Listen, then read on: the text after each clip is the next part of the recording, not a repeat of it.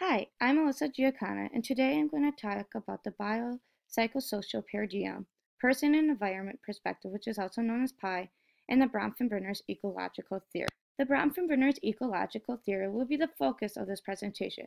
It will compare and contrast the psychosocial paradigm and the person and environment perspective, which is also PI.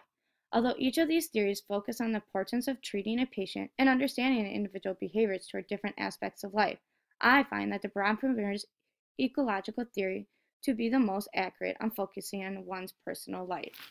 The Bronfenbrenner's ecological theory is split up into 5 different levels. The microsystem, which is the closest to the person, the one they have direct contact with, such as home, school, daycare, work, family, peers, friends, and caregivers. The mesosystem is an interaction between the different parts of a person's microsystem. The exosystem, a setting that does not involve the person as an active participant but still affects them. The macrosystem, the cultural environment in which the person lives, and all other systems that affect them, such as political system, cultural values, and economy. Lastly, the chronosystem, dimensions of time in relations to a person's development. This is divided into 2 parts. Importance of a timing event during a person's development, or an event that are unique to a particular generation, such as 9/11 to me. The Bronfenbrenner's theory is believed that a person's development was affected by everything in their surrounding environment.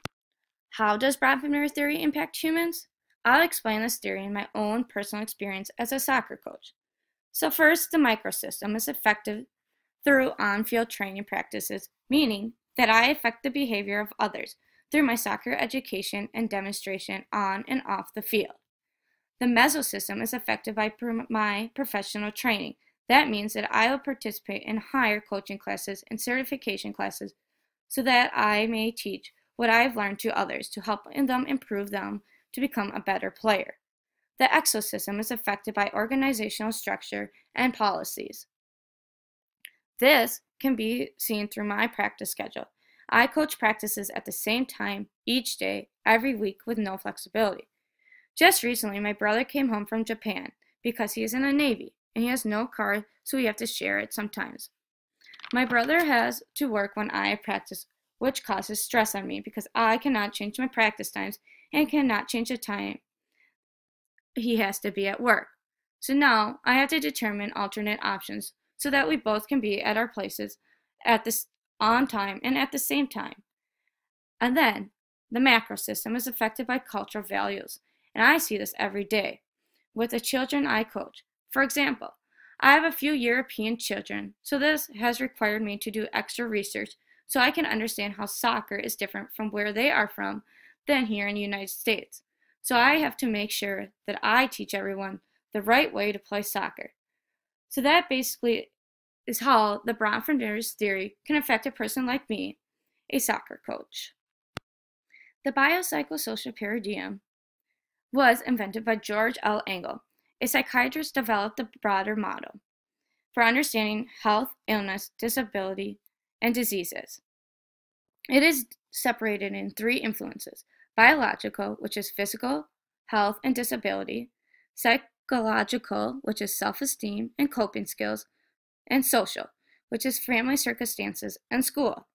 This is different from the Bronfenbrenner's because it focuses on patients in isolation, ignoring psychological and social contact. The model challenges medical professionals to enter the patient's world and to understand how sociological and psychological factors both shape that person's experience of health and illnesses and disability. The person and environment perspective, also known as the PI, is based on an individual, and his behavior cannot be understood adequately without consideration of the various aspects of the individual's environment, such as social, political, family, temporal, spiritual, and economical.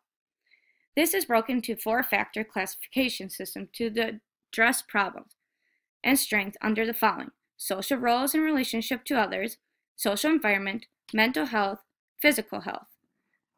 Classification system was developed for social workers to use independently or to complement information from diagnostic systems used in other disciplines like medicine.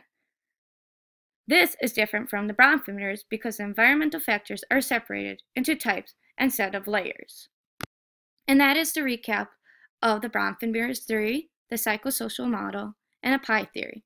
I emphasize the Bromphenometers theory because I feel like I connected to that theory better, and I have a better understanding because it really breaks it down and helps you really understand human behavior to a whole next level.